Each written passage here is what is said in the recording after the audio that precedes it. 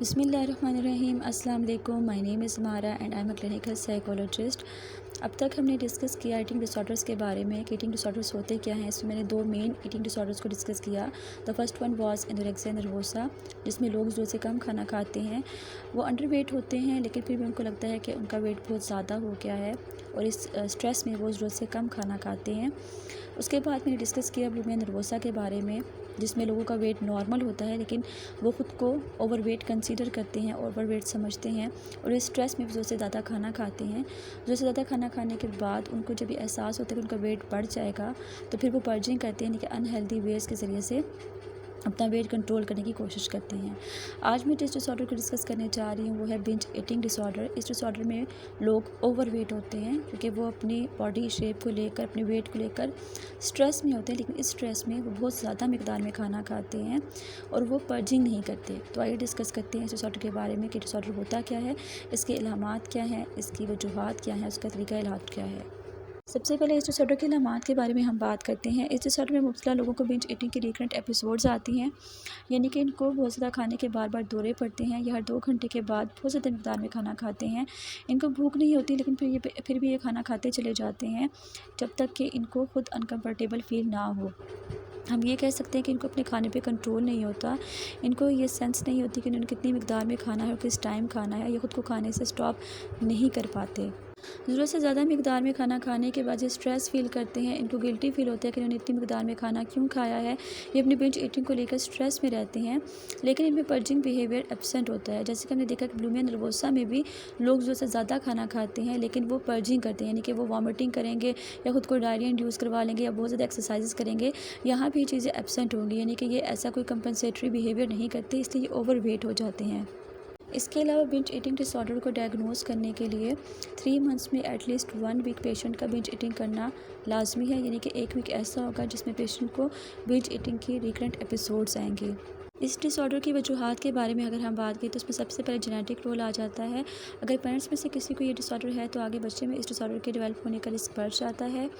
इसके अलावा binge eating disorder किसी भी इमोशनल ट्रॉमा से ट्रिगर हो सकता है। मसलन वो लोग जो हर वक्त गुस्से में रहते हैं या स्ट्रेस में रहते हैं, डिप्रेशन में रहते हैं, उनमें इस डिसऑर्डर को डेवलप करने के चांसेस ज़्यादा हो जाते हैं। हमारी सोसाइटी में बिंज ईटिंग डिसऑर्डर की एक बहुत बड़ी वजह बिंज ईटिंग इन चाइल्डहुड है। पेरेंट्स बच्चों को बचपन में बहुत ज़्यादा मिकदार में खाना खिलाते हैं, स्पेशली अगर बच्चा स्कूल गोइंग है तो पेरेंट्स उसकी हेल्थ को लेकर ओवर कॉन्शियस होते हैं।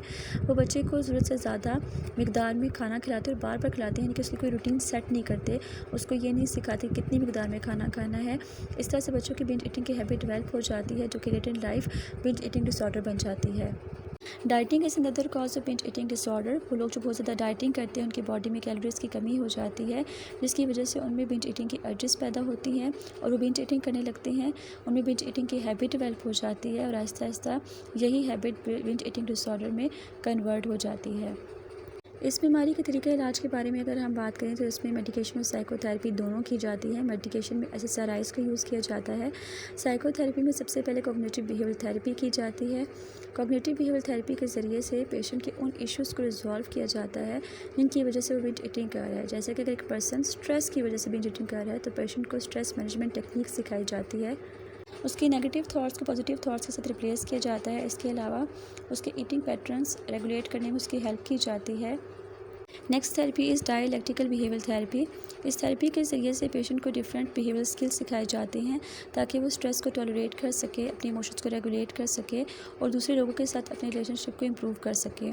इस तरह से उसकी जो बिंज ईटिंग की डिज़ायर है वो कम हो जाती है, उसके सिम्टम्स में इम्प्रूवमेंट आती है।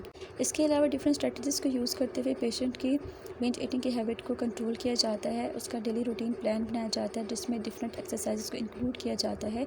पेशेंट को इनकरेज किया जाता है कि जिम ज्वाइन करे ताकि उसका वेट कम हो सके, क्योंकि इस बीमारी में पेशेंट ओवर वेट हो जाता है जो कि उसकी सेहत के लिए नुकसान का बायस बन सकता है। इसके अलावा पेशेंट की न्यूट्रिशन काउंसलिंग की जाती है। उसे बताया जाता है कि उसने कितनी मिकदार में कितने वक्फे से खाना खाना है, कौन से खानों को अवॉइड करना है, जैसे कि जंक फूड को अवॉइड करना है, प्रोटीन इंटेक ज़्यादा करना है, ज़्यादा मिकदार में पानी पीना है। इस तरह से उसका प्रॉपर डाइट प्लान बनाया जाता है ताकि उसके सिम्टम्स में इम्प्रूवमेंट आ सके। It's all about today. अगर आपके इसके अलावा कोई इश्यूज़ हैं जो आप डिस्कस करना चाहते हैं तो आप मुझे मरहम ऐप के थ्रू ऑनलाइन कंसल्ट कर सकते हैं। उसका लिंक मैंने अपनी इस वीडियो के डिस्क्रिप्शन में दिया हुआ है। Thank you for watching. अगर आपने मेरा चैनल सब्सक्राइब नहीं किया तो प्लीज़ सब्सक्राइब कर लें ताकि आप मेरी आने वाली वीडियोज़ को देख सकें।